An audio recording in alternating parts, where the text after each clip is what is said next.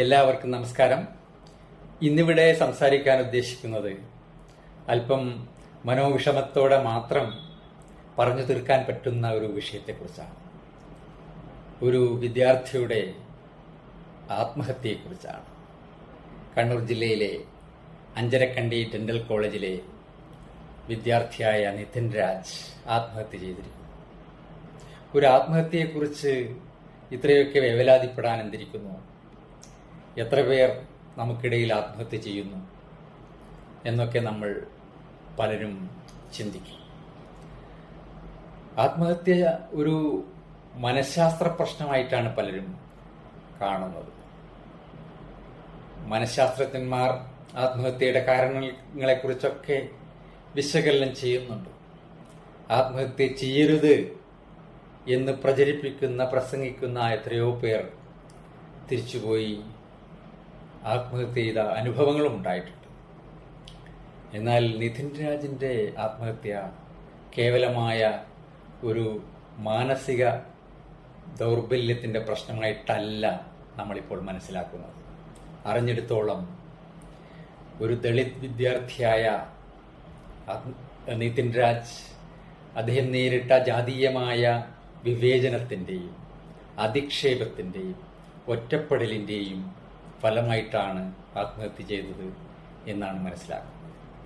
അധ്യാപകരിൽ നിന്ന് പോലും നിതിൻ രാജ് ജാതീയമായ അധിക്ഷേപം, നിറത്തിന്റെ പേരിൽ, രൂപത്തിന്റെ പേരിലൊക്കെ ഉള്ള അധിക്ഷേപം നേരിട്ടു എന്നാണ് അദ്ദേഹത്തിന്റെ മാതാപിതാക്കൾ ഇപ്പോൾ വെളിപ്പെടുത്തിയിരിക്കുന്നത്.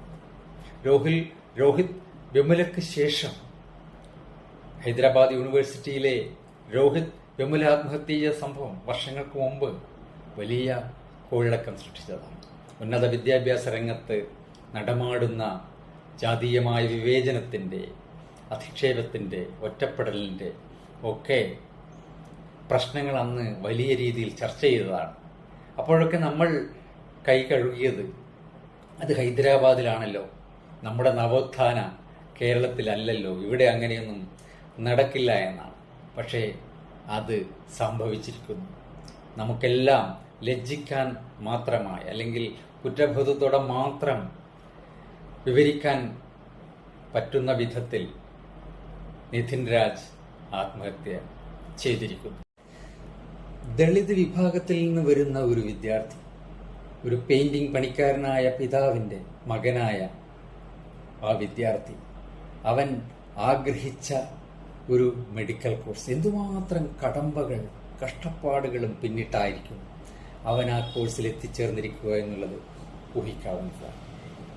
ആ കോഴ്സിൽ നിന്ന്, ആ പഠനത്തിൽ നിന്ന്, അവൻ ആഗ്രഹിച്ച ആ പഠനത്തിൽ നിന്നും അത് പൂർത്തിയാക്കാൻ പറ്റാതെ ഇടക്ക് വെച്ച് പിന്തിരിഞ്ഞു പോകേണ്ടി വന്നെങ്കിൽ അവൻ നേരിട്ട പ്രയാസങ്ങൾ നമ്മൾ മനസ്സിലാക്കേണ്ടതുണ്ട്. അതുകൊണ്ടാണ് ഇത് കേവലമായ ഒരു മാനസിക പ്രശ്നമല്ല എന്ന് നമ്മൾ മനസ്സിലാക്കേണ്ടത്. ഇതൊരു നൈതിക പ്രശ്നമാണ്. ഇതൊരു സാമൂഹ്യ നീതിയുടെ പ്രശ്നമാണ്. അവന് അവിടെ ഒരു ചുവട് പോലും മുന്നോട്ട് പോകാൻ പറ്റാത്ത വിധം ഒരു സാഹചര്യത്തിലേക്ക് ആ സിസ്റ്റം അവനെ എത്തിച്ചു എന്നാണ് ഇതിൽ നിന്ന് വെളിവാകുന്നത്. ഇത് ഒരു ഇൻസ്റ്റിറ്റ്യൂഷണൽ മർഡർ തന്നെയാണ്. അവനെ ഇപ്പോൾ അവിടെ രണ്ട് അധ്യാപകർ അവനെ ജാതീയമായിട്ടും നിറത്തിന്റെ പേരിലും രൂപത്തിന്റെ പേരിലും ഒക്കെ അധിക്ഷേപിച്ച, വിവേചനപൂർവ്വം പെരുമാറിയ രണ്ട് അധ്യാപകരെ സസ്പെൻഡ് ചെയ്തിരിക്കുകയാണ്. ഒരു അസ്വാഭാവിക മരണത്തിന് കേസ് രജിസ്റ്റർ ചെയ്തിട്ട് അന്വേഷണം നടത്തുകയാണ്. അവന്റെ മരണം ചിലപ്പോൾ എങ്ങനെയായിരിക്കും, അതിൽ ഈ അധ്യാപകർക്കോ ഇതിൽ ഉൾപ്പെട്ടിട്ടുള്ളവർക്കെതിരെ എന്തെങ്കിലും ഒരു ശിക്ഷ വിധിക്കാൻ പറ്റുന്ന തരത്തിലുള്ള ഒരു കുറ്റപത്രം തയ്യാറാക്കപ്പെടുമോ എന്നുള്ളതൊക്കെ കണ്ട് അറിയേണ്ട കാര്യമാണ്. എന്തു തന്നെയായാലും ഇത്തരം സാഹചര്യങ്ങൾ നമ്മുടെ വിദ്യാഭ്യാസ രംഗത്ത് ഒരിക്കലും ഉണ്ടാകാൻ പാടില്ലാത്തതാണ്. നമ്മുടെ കേരളം എന്ന് പറയുന്നത് ഉന്നത വിദ്യാഭ്യാസ രംഗത്ത് വലിയ രീതിയിൽ മുന്നോട്ട് പോയി എന്നാൾ അഭിമാനിക്കുന്നു.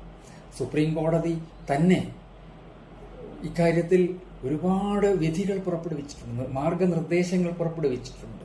കുട്ടികൾക്ക് പഠിക്കാൻ പാഠപുസ്തകങ്ങളും വിദ്യാലയ മുറികളും സ്മാർട്ട് ക്ലാസ് മുറികളും മാത്രം പോരാ എന്ന് നമ്മൾ മനസ്സിലാക്കേണ്ടതുണ്ട്. അവർക്ക് മാനസികാരോഗ്യത്തിൻ്റെ വിഷയങ്ങളുണ്ട്. അവരെ അലട്ടുന്ന ഒട്ടേറെ മാനസിക പ്രശ്നങ്ങളുണ്ട്. ശാരീരികവും മാനസികവുമായ ആരോഗ്യത്തോടെ അല്ലാതെ കുട്ടികൾക്ക് പഠനം മുന്നോട്ട് കൊണ്ടുപോകാൻ പറ്റില്ല എന്നത് തർക്കമറ്റ കാര്യമാണ്. അപ്പോൾ മാനസികമായ പ്രശ്നങ്ങൾ നേരിടുന്ന കുട്ടികളെ പരിശോധിക്കാൻ, അവർക്ക് ആവശ്യമായ സഹായം നൽകാൻ കൗൺസിലിംഗ് സൗകര്യങ്ങളൊക്കെ വിദ്യാഭ്യാസ കേന്ദ്രങ്ങളിൽ ഉണ്ടായിരിക്കണം. അത് വളരെ സജീവമായിരിക്കണം. അതിൻ്റെ സഹായങ്ങൾ എപ്പോഴും കുട്ടികൾക്ക് കിട്ടണം എന്ന നിലയിലൊക്കെ നിർദ്ദേശങ്ങളുണ്ട്, മാർഗനിർദ്ദേശങ്ങളുണ്ട്. പക്ഷെ അതൊന്നും ഇവിടെ പാലിക്കുന്നില്ല എന്നാണ് നമ്മൾ മനസ്സിലാക്കേണ്ടത്. രോഹിത് വിമുലയ്ക്ക് ശേഷം കേരളത്തിൽ, നമ്മുടെ ഈ നവോത്ഥാന കേരളത്തിൽ ഇങ്ങനൊരു സംഭവം ഉണ്ടായെങ്കിൽ നമ്മുടെ നാടിനെ നമുക്ക് എല്ലാം അങ്ങേയറ്റം ലജ്ജാകരമായ ഒരു കാര്യമായിട്ടാണ് എനിക്ക് സൂചിപ്പിക്കാനുള്ളത്. ഇതൊക്കെ നമ്മുടെ കണ്ണു തുറപ്പിക്കേണ്ട സാഹചര്യമാണ് എന്ന് മാത്രം പറയുന്നു. നന്ദി.